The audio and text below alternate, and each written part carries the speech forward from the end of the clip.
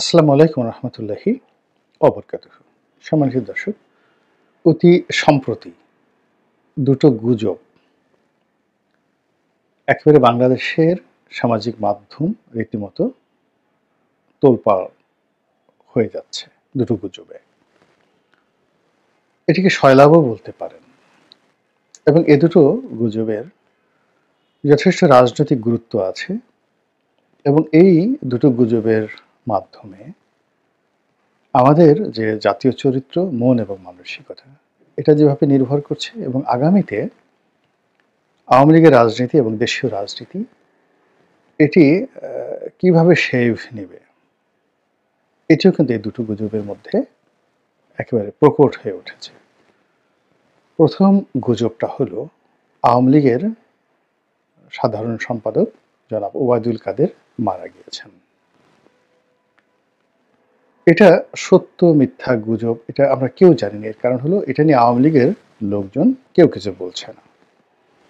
এমনিতেই আগস্ট মাসের সেই ৩-৪ তারিখ থেকে বা ৫ তারিখের পর থেকে কতগুলো গুজব একেবারে মারাত্মক আকার ধারণ করেছে। বিশেষ করে সেই ডিবি হারুন ধরা পড়েছে, হাত জোড় করে ক্ষমা চাচ্ছে, সে গণপিটুনিতে আহত, সামরিক হাসপাতালে সে চিকিৎসারত আছে, ইত্যাদি নানা রকম কথাবার্তা। এরপরে সে পুলিশ হেডকোয়ার্টারে ছিল, সেখান থেকে সে লাফিয়ে ওয়াল টপকে পালাতে গিয়ে আহত হয়েছে, ইত্যাদি ইত্যাদি। পরবর্তীতে দেখা গেল যে জনাব হারুন টেলিভিশন সাক্ষাৎকার দিয়ে বললেন যে না, তিনি নিরাপদে আছেন, দেশের মধ্যে আছেন, ভালো আছেন, এবং তার কথাবার্তার মধ্যে যথেষ্ট দৃঢ়তা ছিল, আত্মবিশ্বাস ছিল, এবং তিনি মনে হয় যে কৌশলগত কারণে একটু দূরে আছেন, কিন্তু তিনি ভীত সন্ত্রস্ত নন, এবং তিনি কোনো অবস্থাতেই ক্ষতিগ্রস্ত হননি। মনে হয় আবার তিনি সেই ডিবি প্রধান রূপে এসে বসবেন এবং আগের মতো করে ছড়ি ঘুরাবেন। ফলে কি হলো, তাকে নিয়ে গুজবটা শেষ। এখন আর ডিবি হারুনকে নিয়ে কেউ কোনো কথা বলছে না। অনুরূপভাবে ডিবি মনির হিসেবে পরিচিত ছিলেন, পরবর্তীতে তিনি এডিশনাল আইজি এবং পুলিশের স্পেশাল ব্রাঞ্চের বস ছিলেন। তো তাকে পুলিশের ডিফ্যাক্টো আইজি বলা হতো, এবং তিনি যখন ডিবির জয়েন্ট কমিশনার, সেই প্রথম থেকে কেন জানি তিনি শেখ হাসিনার খুব ঘনিষ্ঠ এবং বিশ্বাস এবং আস্থাভাজন ছিলেন। বাড়ি কি গোপালগঞ্জে কিনা আমি জানি না, তবে তিনি নম্র, তিনি ভদ্র, মিষ্টভাষী এবং সদাহাস্য, সবসময় হাসি মুখে কথা বলেন।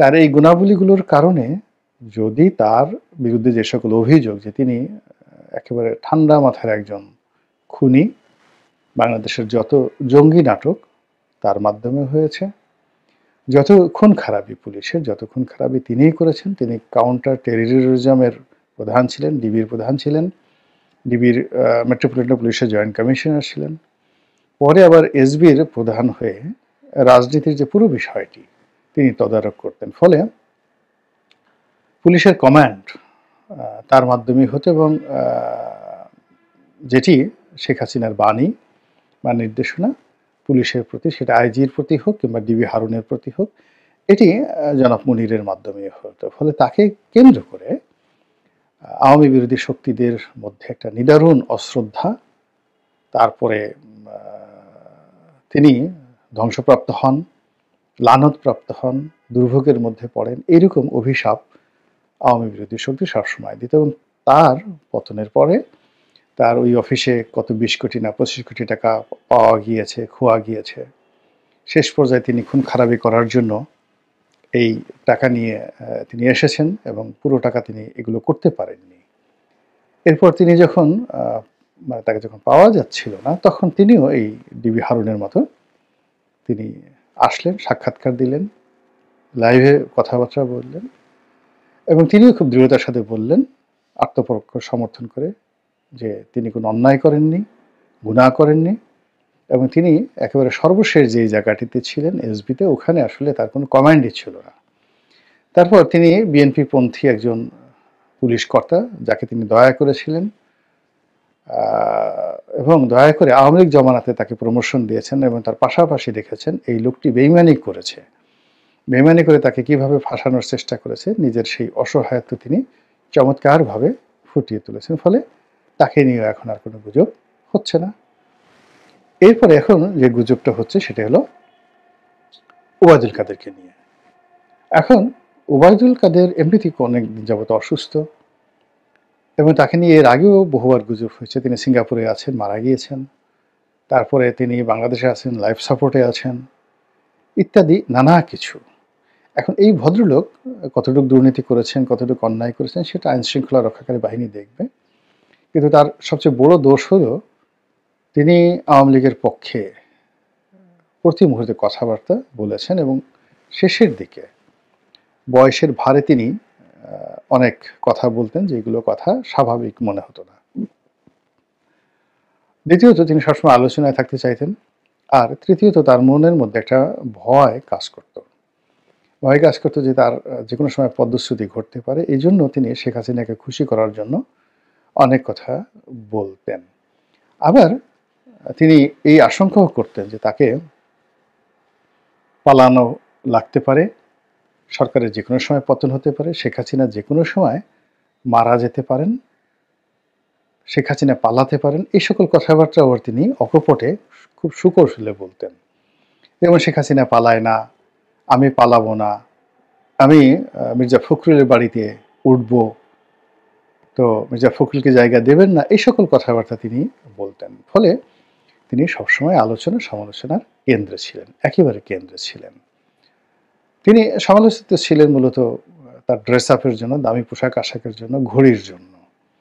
কিন্তু এমনি তিনি কাউকে ওইভাবে ধরো মারো, মানে আওয়ামী লীগের যে সকল বুলেট মাকড়া নেতা ছিলেন, গদা মাকড়া নেতা ছিলেন, কামান মাকড়া নেতা ছিলেন, কোদাল মাকড়া নেতা ছিলেন, খন্তা মাকড়া নেতা ছিলেন, যারা কিছু হলে এই জিনিসগুলো ব্যবহার করতেন, তো ওই রকম তিনি ছিলেন না। তিনি শিক্ষিত ভদ্রলোক, সজ্জন ব্যক্তি ছিলেন, কিন্তু তাকে নিয়ে ট্রল হতো, প্রচুর ট্রল হতো। এখন এই মানুষটি এই সময়টিতে নিখোঁজ। তিনি কোথায় আছেন? তিনি বাংলাদেশে আছেন, না ভারতে গেছেন, নাকি ইংল্যান্ডে গেছেন, নাকি তিনি এখনও কারো হেফাজতে আছেন, কোনো গুরুত্বপূর্ণ সংস্থার হেফাজতে আছেন, নাকি তিনি আয়না ঘরে আছেন? তো এই বিষয়গুলো আমরা কিছুই জানি না। ফলে তার মৃত্যু নিয়ে গুজব ছড়িয়ে পড়েছে এবং এটি আমাদের জন্য, যারা বিজয়ী হয়েছি আমরা আওয়ামী লীগের বিরুদ্ধে, আমাদের জন্য ওবায়দুল কাদের বেঁচে থাকলেও আমাদের কিছু আসে যায় না, আর বেঁচে না থাকলেও আমাদের কিছু আসে যায় না। এবং আওয়ামী বিরোধী শক্তি তার এই মৃত্যুর সংবাদ প্রচার করছে না, কেউ করছে না। বিএনপি জামাতের কেউ এই প্রচার করছে না, এই প্রচার করছে আওয়ামী লীগের লোকজন। এবং এখানেই সবচেয়ে বড় মানে যাকে বলা হয় নিয়তির খেলা। এর কারণ হলো আওয়ামী লীগের মধ্যে এই অবস্থার মধ্যেও ওবায়দুল কাদেরের যে পদ পদবি, অর্থাৎ সাধারণ সম্পাদকের যে পদ, এই পদটি দখল করার জন্য যারা বিদেশে পালিয়ে আছেন, এরকম 1 ডজন নেতা চোখ গোল গোল করে একেবারে জিহ্বা বের করে তারা বসে আছেন। তারা সাধারণ সম্পাদক হতে চান এবং সেখানে তাদের মানে বাধা হলো জনাব ওবায়দুল কাদের। তো তিনি যদি লুকিয়ে থাকেন, কারো যাকে বলা হয় জিম্মায় থাকেন, তাহলে তো এই জিনিসটা হবে না। দ্বিতীয়ত হলো এখানে 1-to-1 রিলেশন। ওবায়দুল কাদেরের সঙ্গে যদি শেখ হাসিনার ব্যক্তিগত গোপন যোগাযোগ থাকে, সেক্ষেত্রে অন্য যারা লোকজনরা আছেন তারা এটা জানবেন না, শেখ হাসিনা এটা কখনো জানতে দেন না। ফলে ওখানে একটা ব্যারিকেড তৈরি হয়েছে। ফলে তাকে প্রভোগ করে যে আমি মরি নাই বা সে জীবিত আছে, তাকে প্রভোগ করে বের করে আনার চেষ্টা করা হচ্ছে। দ্বিতীয় আরেকটা কারণ হলো যে ওবায়দুল কাদের যদি কোনো কর্তৃপক্ষের হাতে থাকেন এবং তিনি যদি বাংলাদেশে থাকেন, তো তাকে যদি রাজ সাক্ষী বানানো হয়, সেক্ষেত্রে শেখ হাসিনার জন্য এটা একটা বিরাট মারাত্মক সমস্যা হয়ে দেখা দিবে। আর তার মাধ্যমে যদি আওয়ামী লীগকে পুনর্গঠিত করা হয়, নতুন আওয়ামী লীগ উইদাউট শেখ হাসিনা, এবং এই যে 111-এর যে আপগ্রেড ভার্সন 211, এটিকে সামনে রেখে যদি আবার সেই চেষ্টা করা হয়, তাহলে আওয়ামী লীগের অনেক লোকের তকদির পুড়ে যাবে। এজন্য তাকে প্রভোগ করা হচ্ছে যেন তিনি মাথা উঁচু করে জানান দেন যে আমি মরি নাই, মরি নাই, মরি নাই। এইগুলো এক। অথবা তিনি মরে গেছেন, মরে গেছেন, মরে গেছেন, যেহেতু তার কোনো সাড়া শব্দ পাওয়া যাচ্ছে না, ফলে ওখানে নতুন কাউকে আনা হোক। এবং ওবায়দুল কাদের সাহেবকে নিয়ে যে অবস্থার সৃষ্টি হয়েছে, আমরা যারা সাধারণ মানুষ, আমরা সত্যিকার অর্থেই আসলে কনফিউজড যে আসলে তিনি মারা গেছেন কিনা, জীবিত আছেন কিনা, আমরাও কিন্তু জানতে চাই।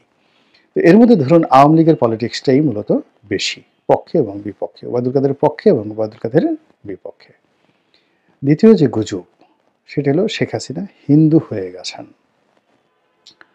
এটা মানে কি বলবো, একটা অনুষ্ঠানে সেটা এআই এর মাধ্যমে হতে পারে বা পুরনো একটা জিনিস হতে পারে, সেটা তার কপালে টিপ পরিয়ে দেওয়া হয়েছে, এরকম একটা ছবি সামনে এনে বলার চেষ্টা করছে যে তিনি আর এখন মুসলমান নেই। এবং এটি আমাদের দেশের কিন্তু সাধারণ যারা আমজনতা প্রান্তিক লেভেলে, অনেক প্রান্তিক লেভেলে এই ধরনের গুজব কিন্তু নিদারুণভাবে খায়। আমি ৭৫-এর ১৫ই আগস্টের পরে দেখেছি, আমি তখন ছোট, তারপর আমার অনেক ঘটনা মনে আছে। আর যেহেতু আমার পুরো পরিবার আওয়ামী লীগ করতেন এবং আমাদের ওই এলাকাটা, ফরিদপুরের ওই এলাকাটা আওয়ামী লীগ প্রধান এলাকা, হিন্দু প্রধান এলাকা এখনো। ওখানে আওয়ামী লীগ ছাড়া হিন্দু ছাড়া নাই। কিন্তু ওই এত বড় হিন্দু প্রধান এলাকা, যেখানে বিএনপি বা জামাত এদের কোনো অস্তিত্বই নেই, মুসলিম লীগেরও ওখানে কোনো অস্তিত্ব ছিল ঠিক সেই ৩৭ সনের আগে বা ৪৫ সনের আগে ওই এলাকাতে। কিন্তু পরবর্তীতে আওয়ামী লীগ প্রতিষ্ঠিত হওয়ার পর থেকে এখন পর্যন্ত সদরপুর, চরভদ্রাসন, ভাঙ্গা এই এলাকাতে আওয়ামী লীগের প্রাধান্য আছে। সেখানে আপনি একটা গাছ দাঁড়া করিয়ে দেন এবং ফেয়ার ইলেকশন হোক, আওয়ামী লীগের লোকজনই কিন্তু সেখান থেকে পাশ করে আসবেন। তো সেই এলাকাতে আমি যেটা দেখেছি ৭৫-এর পরে, যে আওয়ামী লীগ সব হিন্দুর দল, এবং আওয়ামী লীগের কোনো লোক মারা গেলে ৭৫-এর বা ৭৬-এর মাঝামাঝি সময় অনেক সময় জানাজা পড়ানোর জন্য লোক খুঁজে পাওয়া যেত না, যে হিন্দুর জানাজা হবে না। তো এইরকম অবস্থা। তারপরে একবার মনে আছে যে ওই যে কুকুরের মাথায় টুপি পরিয়ে দিয়ে তারপরে প্রচার চালানো হয়েছিল যে আওয়ামী লীগ একটা বেঈমানের দল, এরা মানে ইসলামকে অবমাননা করে এবং এরা কুত্তার মাথায় বা কুকুরের মাথায় টুপি পরিয়ে দিয়েছে। তো এই দুর্ঘটনা নিয়ে একজন খুব বড় মন্ত্রী আমাকে বলছিলেন যে ভাই, মানে আমার নির্বাচনী এলাকায় এটা এত ব্যাড ইফেক্ট করলো যে বুড়া বুড়া মানুষ এসে আমার হাত ধরে কেঁদে কেঁদে বললো যে আপনারা এত খারাপ যে আপনারা কুকুরের মাথায় টুপি পরাই দিয়েছেন, ছি ছি ছি ছি ছি, আপনাদেরকে আর ভোট দেওয়া যাবে না। বলে যে এলাকা থেকে আমি সবসময় পাশ করে এসেছি, ওই বছর আমি সেখান থেকে ফেল করলাম। তো এই যে আওয়ামী লীগ হিন্দু হয়ে গেছে, এটি যারা আমজনতা, সাধারণ যাকে বলা হয় মুমিন রয়েছেন, মুত্তাকি রয়েছেন, এত কিছু খোঁজখবর রাখেন না। এই শেখ হাসিনার হিন্দু হওয়ার এই বিষয়টি কিন্তু যাকে বলা হয় আওয়ামী লীগকে কগনিজেন্সে নিতে হবে এবং তাদেরকে এই কথাগুলো বলতে হবে। এর কারণ হলো আমাদের অনেক কিছু পরিবর্তন হয়েছে, পোশাক পরিবর্তন হয়েছে, মোবাইল পরিবর্তন হয়েছে, টেকনোলজি পরিবর্তন হয়েছে, কিন্তু আমাদের মন বিশেষ করে ধর্মকর্মের ব্যাপারে আগের জায়গাতেই আছে। তো এই যে দুটো প্রোপাগান্ডা, সেই প্রোপাগান্ডা এই মুহূর্তে চলছে, কিন্তু আওয়ামী লীগের পক্ষ থেকে এই ব্যাপারে কিন্তু কোনো কথাবার্তা বলা হচ্ছে না।